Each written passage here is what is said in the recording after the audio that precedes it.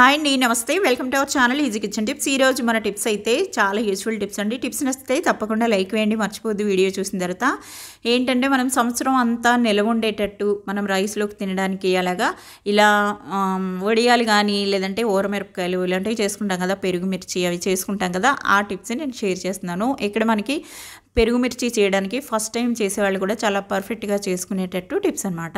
ఇక్కడైతే నేను తీసుకున్నవి కిలో మిరపకాయలు తీసుకున్నానండి. ఇవి బజ్జీ మిరపకాయలు తీసుకున్నాను, ఎందుకంటే ఇవి కొంచెం ఘాటు తక్కువ ఉంటాయి కాబట్టి మనకి ఘాటు ఎక్కువ కావాలి. అవి మజ్జిగలో ఊరిన తర్వాత ఆరిన తర్వాత ఫ్రై చేసాక కూడా చాలా స్పైసీగా కావాలి అనుకుంటే కదా మీరు సన్న మిరపకాయలు వేసుకుంటారు చాలామంది. నేనైతే స్పైసీ తక్కువ కావాలి కాబట్టి ఇవి తీసుకున్నాను. ఇవి శుభ్రంగా కడిగి ఆ తర్వాత ఇలా చిన్నగా వీడియోలో చూపించినట్టు చిన్న ఘాటు పెట్టుకోండి. మరి పైనుంచి కింద వరకు ఇలా చీల్చకుండా కొద్దిగా 1 ఇంచ్ అలాగా ఇలా కట్ అయ్యేటట్టు కట్ చేసుకుంటే సరిపోద్ది అనమాట. 1.5 ఇంచ్ అలాగా, ఎందుకంటే మజ్జిగ అంతా కూడా దాని లోపలికి వెళ్ళడానికి. ఇంకా ఇక్కడ పెరుగు 1/2 కిలో పెరుగు తీసుకున్నానండి. 1 కేజీ మిరపకాయలకి 1/2 కిలో పెరుగు కరెక్ట్గా సరిపోద్ది. ఈ పెరుగు కూడా మనకి తోడుకున్న తర్వాత మనం బయటే ఉంచేసేయాలి.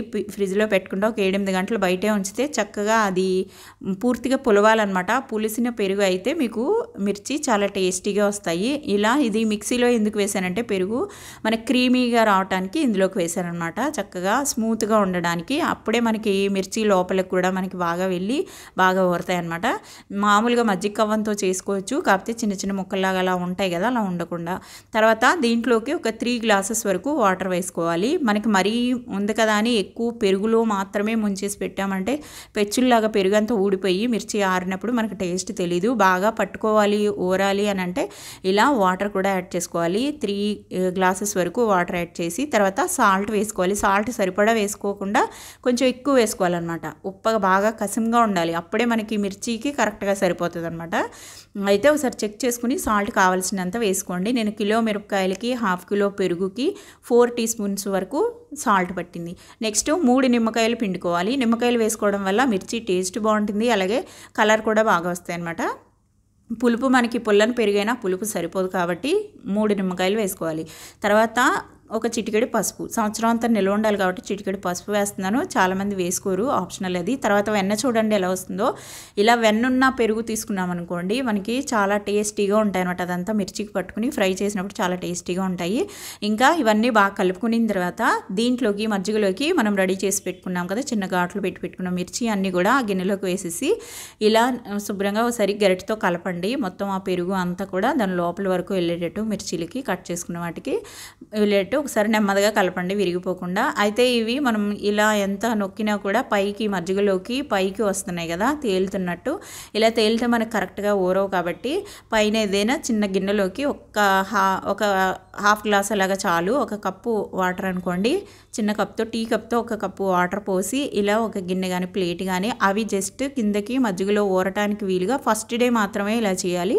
ఇలా పెట్టేసుకోవాలి. అయితే దీనిపైన మూత పెట్టేసి నైట్ అంతా ఉంచేసేయండి. ఇది ఈరోజు మధ్యాహ్నం వేస్తే రేపు మార్నింగ్ మనం ఆరబెట్టాలన్నమాట. మార్నింగ్ 10కి అట్లాగా ఆరబెట్టాల్సి ఉంటుంది. ఇలా ఎన్ని గంటలు కూడా మనం నైట్ అంతాను అలాగే ఈరోజు మధ్యాహ్నం నుంచి కూడా ఇవి ఊరాలి. ఇలా పెట్టేసేస్తే నెక్స్ట్ డే చూపిస్తున్నాను చూడండి, మజ్జిగలోకి మొత్తం మునిగి అదంతా బాగా సాల్ట్ కానివ్వండి పులుపు అంతా పీల్చుకుంటాయి అనమాట. నెక్స్ట్ డే మనం ఆరబెట్టేటప్పుడు ఇలా ఒక చిల్లులు ఉన్న గిన్నెలోకి వేసేసుకోండి. ఇలా వాడవేసుకోవాలన్నమాట వీటిని. దాంట్లో ఉండే మజ్జిగ అంతా కింద బౌల్లోకి కారాలి. ఇంకా ఈ మజ్జిగ కూడా చూసారు కదా ఇలా ఉందన్నమాట. ఈ మిర్చితో పాటు మజ్జిగను కూడా మనం ఎండకు పెట్టుకోవాలి. ఇక్కడ పొద్దునుంచి సాయంత్రం వరకు ఆరబెడితే మీకు కొద్దిగా ఇలా కలర్ చేంజ్ అయ్యాయి అనమాట మిర్చి. అయితే మనం నెక్స్ట్ డే కూడా మళ్ళీ ఇలా మనం తీసుకున్న మజ్జిగ అంతా కంప్లీట్గా అయిపోయేంత వరకు బాగా దగ్గరగా అయిపోయేంత వరకు కూడా ఎండబెట్టాలి. అలాగే ఈవినింగ్ మిర్చి తెచ్చి మనం దీంట్లోకి వేయాలి. ఇలాగా 3 డేస్ అయినా పడుతుంది, 3-4 డేస్ అయినా పడుతుంది. ఇలా పెట్టేసుకుని నెక్స్ట్ డే ఈవినింగ్ మళ్ళీ వేసి మూత పెట్టి ఉంచేసేయండి. నెక్స్ట్ సెకండ్ డే మళ్ళీ ఆరబెడితే ఇలా కలర్ కొంచెంగా చేంజ్ అవుతున్నాయి కదా, మజ్జిగ కూడా ఇలా ఎండకు పెడుతున్నాము. తర్వాత ఇది పైకి వాటర్ లాగా తేరుకుంటే గాన ఈవినింగ్ టైంకి మనం కదపకుండా వాటర్ని వంపేసి అలా ఉంచేసుకుని ఆ చిక్కటి మజ్జిగలోకి సెకండ్ డే నుంచి మనం వేయాల్సి ఉంటుంది.